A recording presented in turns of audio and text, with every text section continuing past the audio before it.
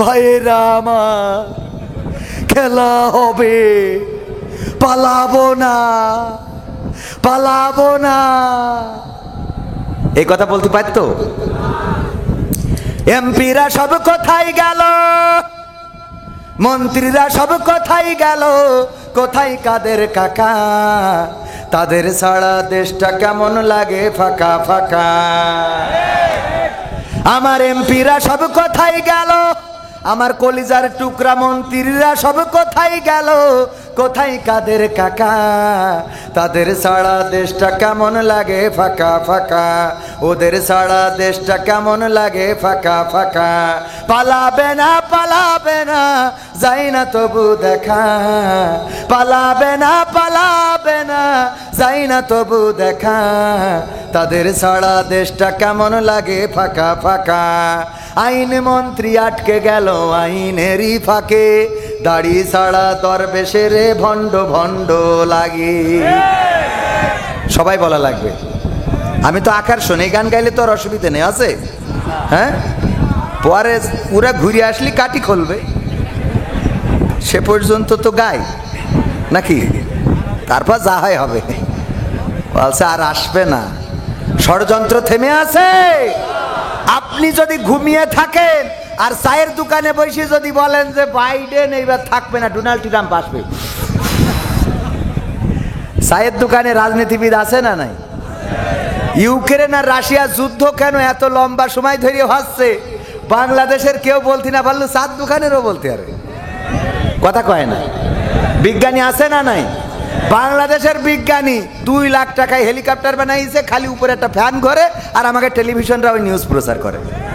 অথচ আমাদের secretary general এখানে এসে 1.5 ঘন্টা কোরআন হাদিস থেকে বয়ান করে গেল। একটা রাজনৈতিক দলের সেক্রেটারি, তার বয়ান নেওয়ার জন্য একটাও মিডিয়া আসে নাই, কথা কয় না। এসেছে, বলেন কত বড় শয়তান এই মিডিয়াগুলো, চিন্তা করতে পারেন? এগুলো প্রচার করে না, কিরা একটা সিলিং ফ্যান উপরে লাগাই সুইজারটা দেয় ঘরে, আর কয় এই বিজ্ঞানী আমেরিকায় তৈরি হলি, ও আকাশ নিচে নামাই তো পাকা মুখ থাকে।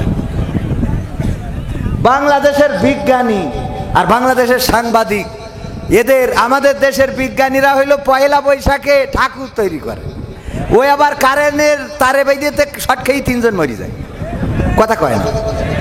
এত লম্বা। অন্য দেশে ড্রোন বানায়, অন্য দেশে বিভিন্ন যা বানায়, সে তো আমি নামই করতে পারবো না। আর আমাদের দেশের বিজ্ঞানীরা, ওরে সাংবাদিক যে করছে যে উনি একজন সিএনজির পাশায় একটা ফ্যান লাগাইতেছে, আর উপরে মাঝখানে লিখে দিয়েছে হেলিকপ্টার, ব্যাস। এই বিজ্ঞানী নাকি আমেরিকায় তৈরি হলি, নাকি ওখানে বেইমান বানাইতো, শয়তান কোথায়। এইসব আজে বাজে জিনিস নিয়ে নিউজ করে। পরিমণি আজকে পায়খানা ফিরেছে, তার রংটা কি, কালারটা কত সুন্দর, তার বাই বাতাসের সেন্টটা কেমন, নিউজ আছে না নাই? পরিমণি আজকে রাজহাঁস রেঁধেছে, মজাদার হাঁস রান্না করলেন পরিমণি, ওরে নিউজ। আর আমরা হরিণ রান্না করি, তাও এ নিয়ে কথা নেই, পাকা মুখ থাকে। এই সাংবাদিকদের, এই যে যারা নিউজ করি বেড়ায়, এইগুলো সব ভণ্ডের ভণ্ড, এরা অকর্মা, আর এরাই শেখ হাসিনার পতন ঘটাইছে। সুতরাং আমরা ওদের ছাড়বো না, আমলিগও ছাড়বে না। কারণ শেখ হাসিনার উল্টো পাল্টা পাম মেরিয়ে তেল দিয়ে এমন কথা বলি যে মুখ ফসকে বলি ফেলাই, তাহলে রাজাকাররা চাকরি পাবে।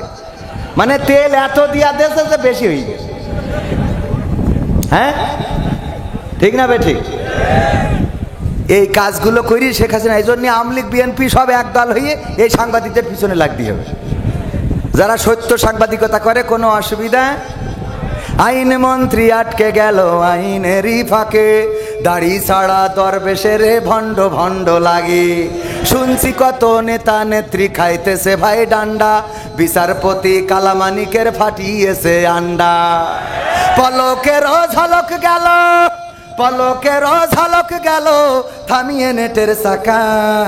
ওদের ছাড়া দেশটা কেমন লাগে ফাঁকা ফাঁকা, তাদের ছাড়া দেশটা কেমন লাগে ফাঁকা ফাঁকা।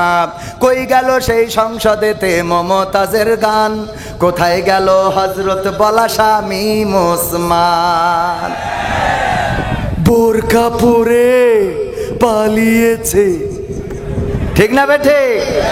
বলে না হুজুর ডানি রেখে বামে রেখে ডানি রেখে ডানি বামে ডানি সোজা, কথা কয় না।